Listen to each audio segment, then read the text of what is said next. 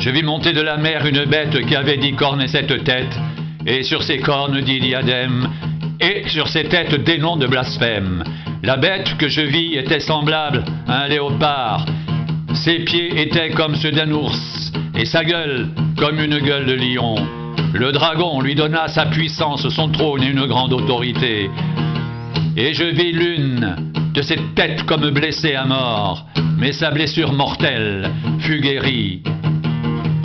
Remplie d'admiration, la terre entière suivit la bête, et ils adorèrent le dragon, parce qu'il avait donné l'autorité à la bête. Ils adorèrent la bête en disant: qui est semblable à la bête, et qui peut combattre contre elle? Et il lui fut donné une bouche qui proférait des paroles arrogantes et des blasphèmes. Il lui fut donné le pouvoir d'agir pendant 42 mois.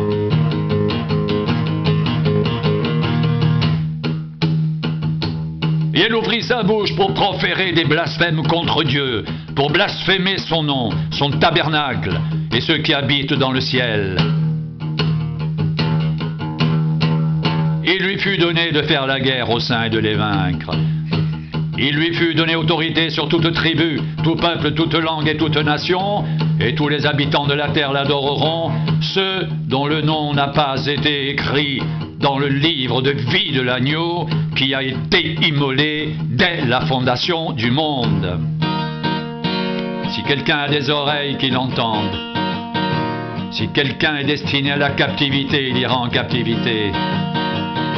Si quelqu'un tue par l'épée, il faut qu'il soit tué par l'épée. C'est ici la persévérance et la foi des saints. Puis je vis monter de la terre une autre bête qui avait 2 cornes semblables à celles d'un agneau et qui parlait comme un dragon. Elle exerçait toute l'autorité de la première bête en sa présence. Et elle obligeait la terre et ses habitants à adorer la première bête, dont la blessure mortelle avait été guérie. Elle opérait de grands prodiges, jusqu'à faire descendre du feu du ciel sur la terre à la vue des hommes. Et elle séduisait les habitants de la terre par les prodiges qui lui étaient donnés d'opérer en présence de la bête, disant aux habitants de la terre de faire une image de la bête qui avait été blessée par l'épée et qui vivait.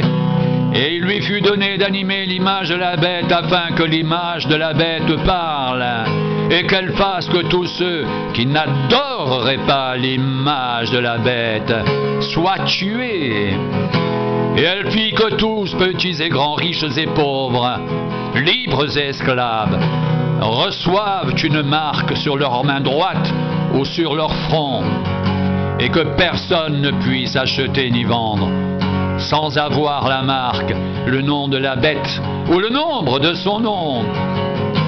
C'est ici la sagesse, que celui qui a de l'intelligence calcule le nombre de la bête, car c'est un nombre d'hommes et son nombre est 666.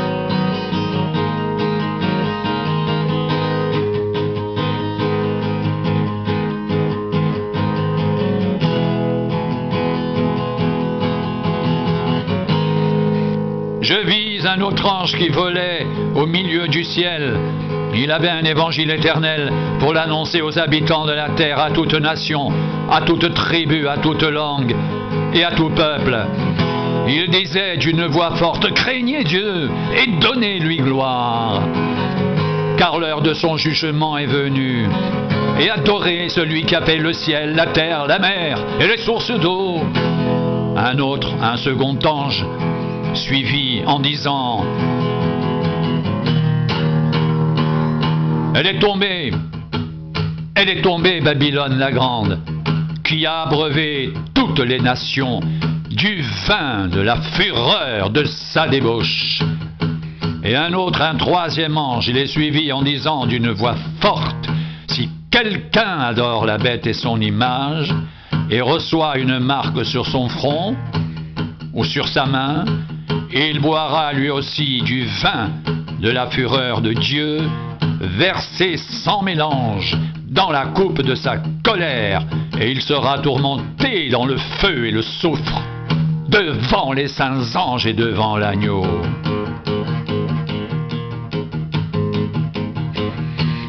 et la fumée de leurs tourments monte au siècle des siècles.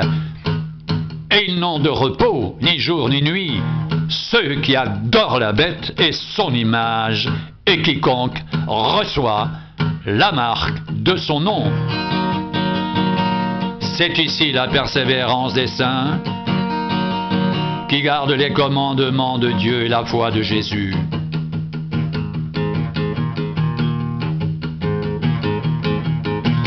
Et j'entendis du ciel une voix qui disait, écrit, heureux dès à présent les morts, qui meurent dans le Seigneur, oui, lit l'Esprit, afin qu'ils se reposent de leurs travaux, car leurs œuvres les suivent.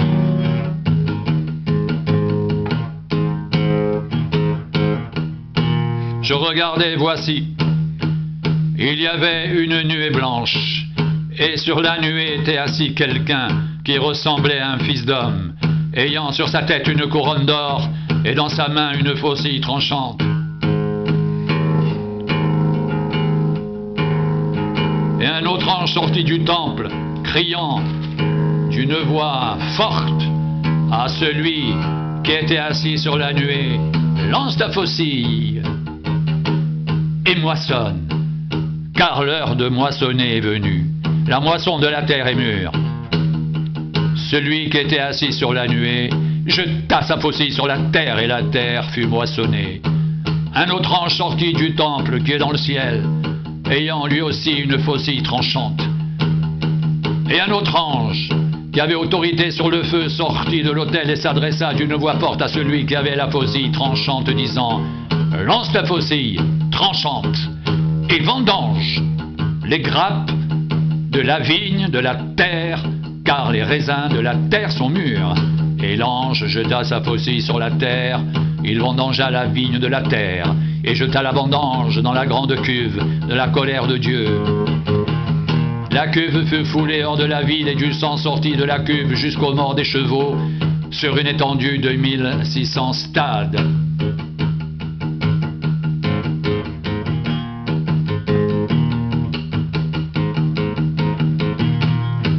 Puis je vis dans le ciel un autre signe grand et admirable, 7 anges qui tenaient 7 fléaux, les derniers, car par eux s'accomplit la colère de Dieu. Et je vis comme une mer de verre mêlée de feu, et ceux qui avaient vaincu la bête, son image et le nombre de son nom, étaient debout sur la mer de verre, ayant des harpes de Dieu.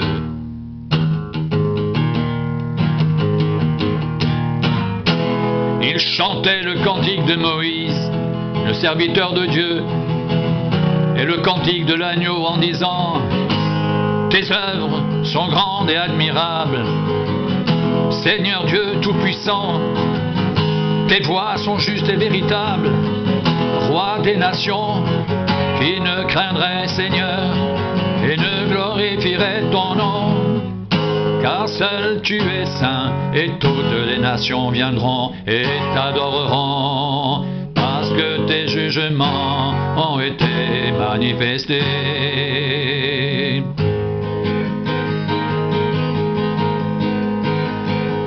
Tes œuvres sont grandes et admirables, Seigneur Dieu Tout-Puissant, tes voies sont justes et véritables, Roi des nations, qui ne craindrait Seigneur et ne glorifierait ton nom, car seul tu es saint, et toutes les nations viendront et t'adoreront, parce que tes jugements ont été manifestés. Parce que tes jugements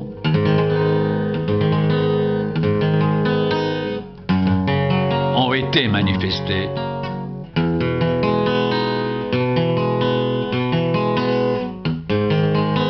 Tes œuvres sont grandes et admirables, Seigneur Dieu Tout-Puissant, tes voies sont justes et véritables, Roi des nations, qui ne craindrait Seigneur et ne glorifierait ton nom, car seul tu es saint, et toutes les nations viendront et t'adoreront, parce que tes jugements ont été manifestés.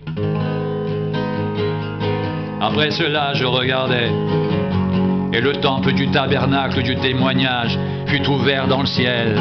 Les 7 anges qui tenaient les 7 fléaux sortirent du temple revêtus d'un lin pur éclatant, ayant des ceintures d'or autour de la poitrine. L'un des 4 êtres vivants donna aux 7 anges 7 coupes d'or, pleines de la colère du Dieu qui vit au siècle des siècles. Le temple fut rempli de fumée à cause de la gloire de Dieu et de sa puissance, et personne ne pouvait entrer dans le temple jusqu'à ce que les 7 fléaux des 7 anges soient accomplis.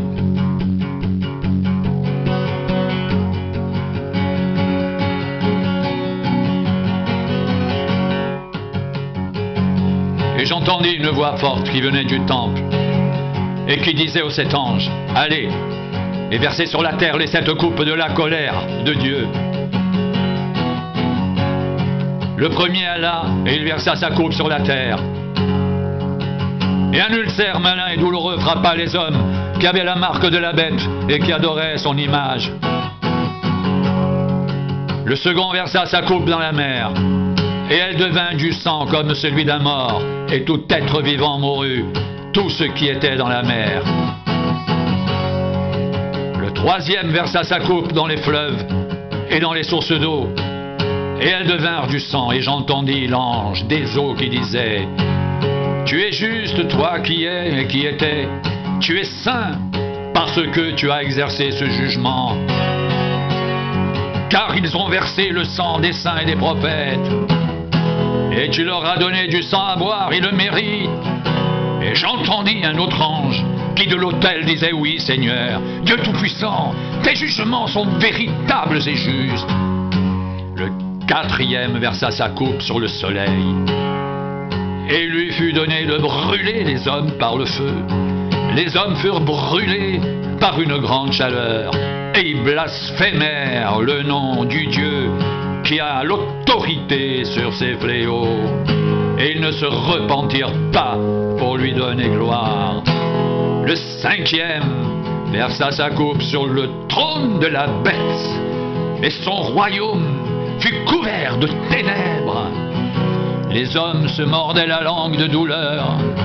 Ils blasphémèrent le Dieu du ciel à cause de leurs douleurs et de leurs ulcères. Et ils ne se repentirent pas de leurs œuvres. Le sixième versa sa coupe sur le grand fleuve l'Euphrate, et son eau tarit pour préparer la voie aux rois qui viennent de l'Orient. Et je vis sortir de la gueule du dragon, de la gueule de la bête et de la bouche du faux prophète 3 esprits impurs, semblables à des grenouilles, car ce sont des esprits de démons qui font des prodiges et qui vont vers les rois de toute la terre afin de les rassembler pour le combat du grand jour du Dieu Tout-Puissant. Voici, je viens comme un voleur. Heureux celui qui veille et qui garde ses vêtements, afin qu'il ne marche pas nu et qu'on ne voit pas sa honte.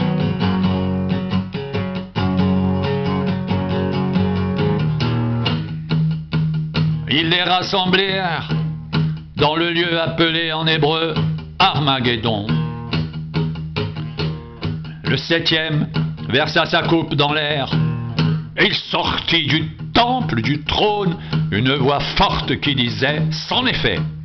Et il y eut des éclairs, des voix, des coups de tonnerre, et un grand tremblement de terre tel qu'il n'y en avait jamais eu depuis que l'homme est sur la terre. Et la grande ville fut divisée en 3 parties. Les villes des nations tombèrent, et Dieu se souvint de Babylone la grande, pour lui donner la coupe du vin de son ardente colère. Toutes les îles s'enfuirent, et les montagnes ne furent pas retrouvées. Et une grosse grêle dont les grêlons pesaient 1 talent tomba du ciel sur les hommes, Et les hommes blasphémèrent Dieu à cause du fléau de la grêle, parce que ce fléau était très grand.